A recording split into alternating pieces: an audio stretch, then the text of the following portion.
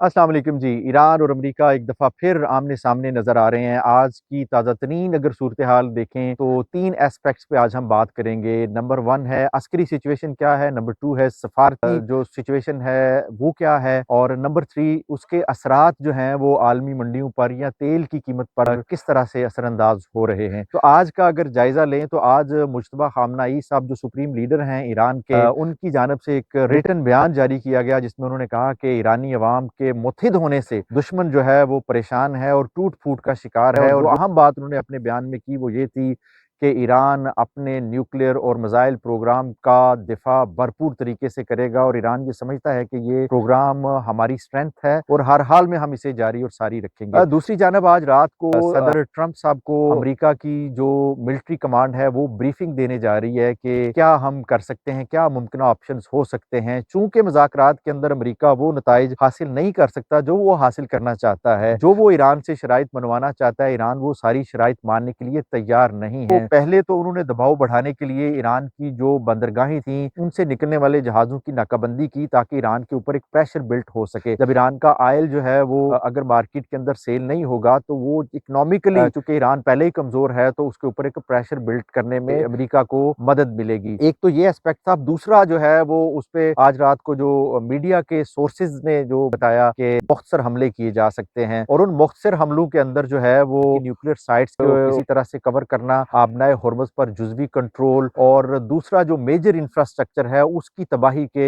हवाले से जो है वो खबरें मीडिया के अंदर आ रही हैं। तो ये एक बड़ी अजीब सिचुएशन है और लग ऐसे रहा है कि जिस तरह दोनों मुल्कों के दरमियान जो है अस्करी सिचुएशन में तनाव आ रहा है, दोनों मुल्क एक दफा फिर जंग की जानब जाना चाह रहे हैं। लेकिन अगर आप थोड़ा सा इस पे गौर करें तो मेरे ख्याल से ना तो अमेरिका जंग चाहता है और ना ही ईरान जंग चाहता है। दोनों फरीक इस वक्त जंग नहीं चाहते, लेकिन दोनों फरीकों का ये मानना है या उनकी ये कोशिश है, उनकी जो शराइत है अपनी अपनी शराइत के ऊपर जो है वो मुज़ाकरात करना चाहते हैं। दोनों फरीक जो है वो लचक दिखाने के लिए तैयार नहीं है, इसलिए ये मामला अटका हुआ है। आज जो ब्रीफिंग दी जा रही है ट्रंप साहब को, ये जस्ट एक टैक्टिक्स है या फिर कोई अमली इकदाम होता है, क्योंकि खित्ता जो है वो कशीदगी की बिल्कुल फाइनल स्टेज पे पहुंचा हुआ है। सब ईरान ने पहले ही कह दिया कि अगर छोटा सा भी कोई अमल किया गया तो ईरान उसको फुल फ्लड जंग समझेगा। तो फ्लैश पॉइंट बन चुकी हैं ये सारी चीजें। अगर ये जंग होती है तो इसके मुमकिन नताइज क्या होते हैं इस पर भी आगे चल के बात करेंगे। दूसरा, सफारती सतह पे जो कोशिशें थी वो डेडलॉक का शिकार हैं। कहा यह जा रहा है कि फोन पे या बिलवास्ता तौर पर चीजें चल रही हैं, लेकिन उस तरह से बराह रास्त चीजें जो हैं या मीडिएटर्स के थ्रू जिस तरह पाकिस्तान एक कोशिश कर रहा था वो चीजें अभी रुकी हुई हैं। अगर वो इसी तरह रुकी रही तो सफारती सतह पे इस तरह सख्त किस्म के बयानात अगर दोनों मुल्क की जानब से आते रहे तो ये सिचुएशन और मुश्किल हो सकती है और सफारती लिहाज से इसको हल करने में मजीद मुश्किलात